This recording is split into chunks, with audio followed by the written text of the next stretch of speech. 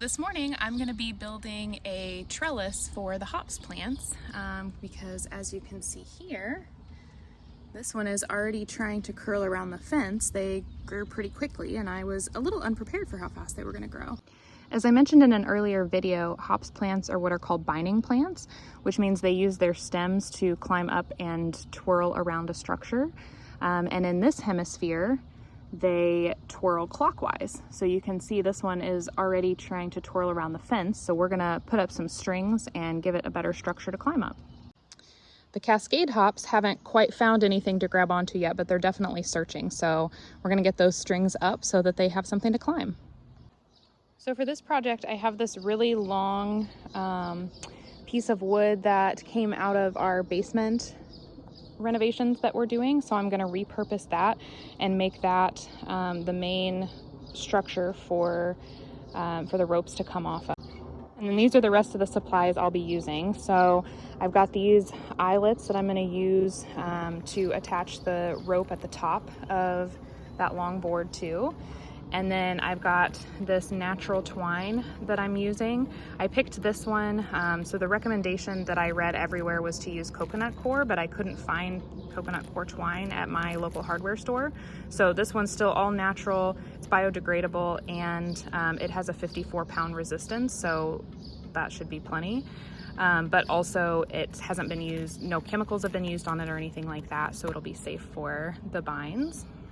Then I've got my drill so I can pre-drill my holes, and of course some zip ties because no project would be complete without zip ties. All right, so first I'm going to drill my pilot holes here.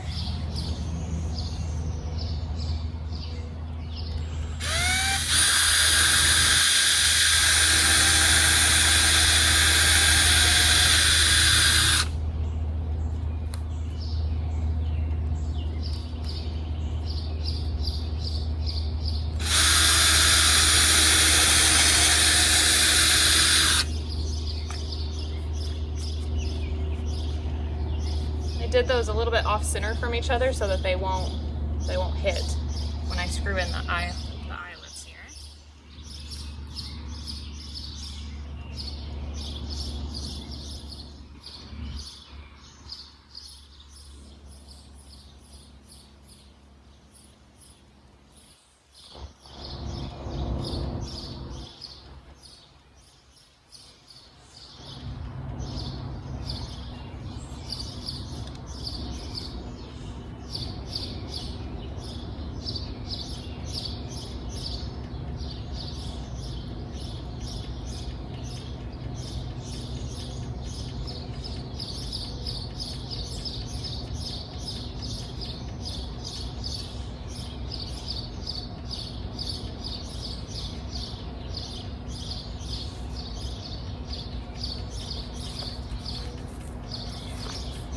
All right, so there we go. So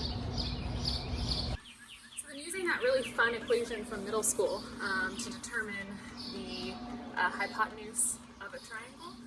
I figured out that I need, so the length from the tip to each pot is going to be just less than 17 feet. And so I went ahead and cut 20 feet on each one, so I've got 40 feet of rope here. And then I just found the middle of that rope, so now I'm just going to attach it to the eyelets.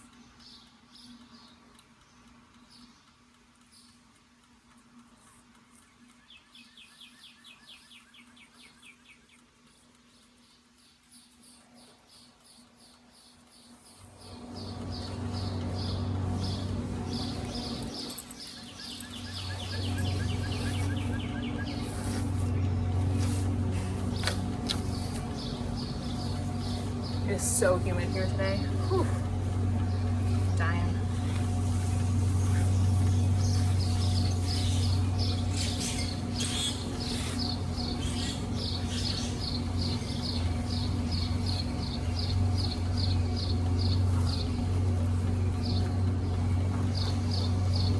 One side.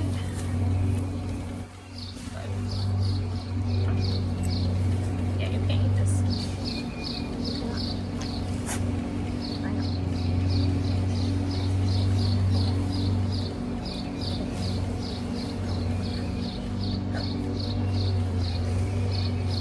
Wants to help with everything.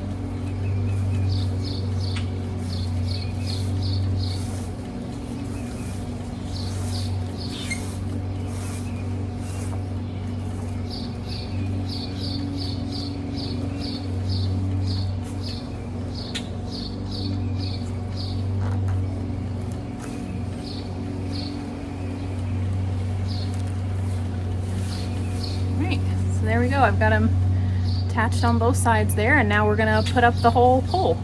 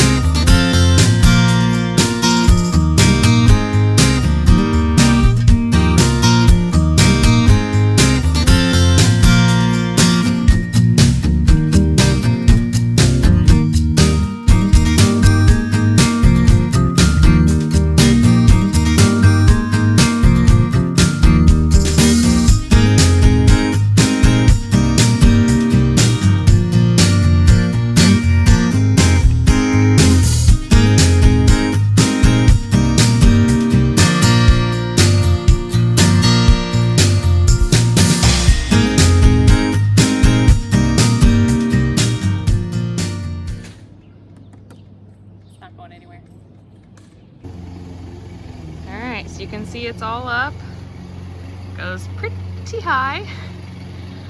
So now I'm just gonna get those ropes, the bottoms of the ropes, into the hops pots and start training the bines to loop around the ropes. All right, so now that I've got the ropes up and going to the pots, it's time to train the bines on wrapping around. Since this nugget hop sprout is already trying to wrap around, I'm going to gently unwind it and then try to wind it around this back one.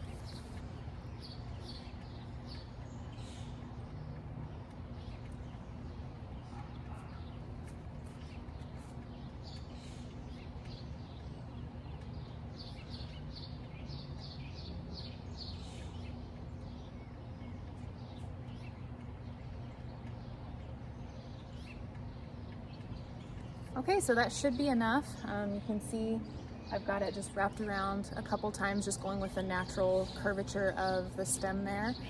Since this is a coarser material, it should be really easy for that vine to twirl and grow up that line.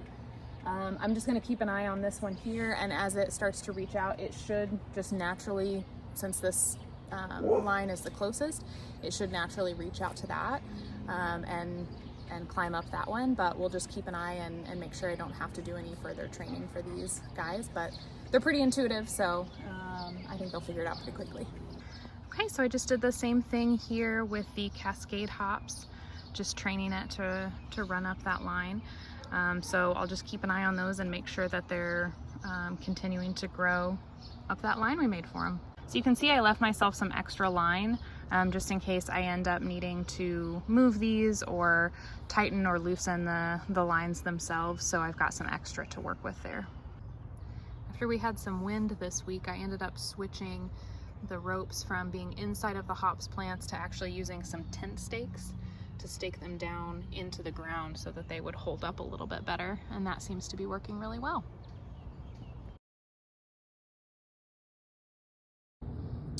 Here's a real bummer. I found a bunch of slugs in and around my kale plants. So I'm gonna have to figure out how to deal with that, because that is not great. For my slug problem, I went inside and grabbed some coffee grounds. So I'm gonna sprinkle those around the plants and see if I can deter these slugs. I'm just gonna start by sprinkling a little bit in each pot here.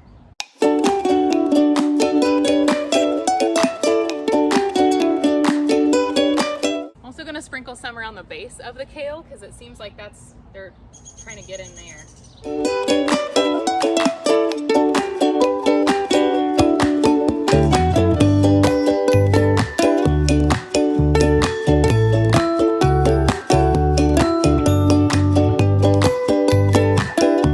So I mentioned in one of my videos that I feel like it's really important to maintain the ecosystem while I'm planting, which means I try not to use pesticides or anything like that in my garden or in my yard. So with that being said, when I was trying to address the slug problem, I looked into more natural ways to deter them, and there's some plants that you can use to try to deter them, but I think that would work better for a raised bed situation where the plants are in closer proximity. So that's why I went with the coffee grounds this time, to try to deter the slugs instead of actually killing them. The other thing I read you can do is use dry crushed eggshells to deter them, just because they don't like crawling on those with their soft bodies. So if the coffee grounds don't work, that will be my next step. In reading about how to get rid of the slugs, I learned that they really enjoy the leafier vegetables, so lettuce, kale, which makes sense. I found evidence of slugs in both of those containers. I also found evidence of slugs in one of my hops plants, which is really interesting to me. So I went a little extra heavy with the coffee grounds in those areas, because I don't know if you can tell or not, but I'm mildly upset about the fact that there are slugs in my garden. It's part of it, it's part of nature. I've planted some really nutritious things in there. It makes sense that they want to enjoy that nutrition as well, which is why I am trying to gently tell them to go away with the coffee grounds and not using pesticides or chemicals. So today is Wednesday, and we've had a lot of rain the last couple days, but so far no more evidence of slugs in the garden since I put the coffee grounds there. I'm really pleased that that seemed to work. I'll keep you posted and let you know how it's going moving forward with that. The other thing I wanted to do today, as you can see behind me, the tomato plants are getting pretty big, so I wanted to go ahead and put up some cages for those. I don't like spending money on things, especially when I think I can build it myself. So I'll show you how I built my own tomato cages. I had some extra of this kind of steel fencing. It's not quite chicken wire. It's got the bigger rectangular blocks, but I had some of this left over, and so I started with this. And then for my containers, I cut off a section that was about 20 of these squares wide. I didn't really measure, I just kind of guessed based on the size of my planters. And then I just kind of placed it on the inside, so I knew I wanted it to stay on the inside of the pot, so it's just coming from here up. And so then I actually cut on the bottom, just cut off the extra middle piece here so that there would just be spikes on the bottom so that those would go in. And then once I had it the size I wanted, I just zip tied the whole thing and then cut off the extra on the zip ties. So that way when I put it in here, it just slides right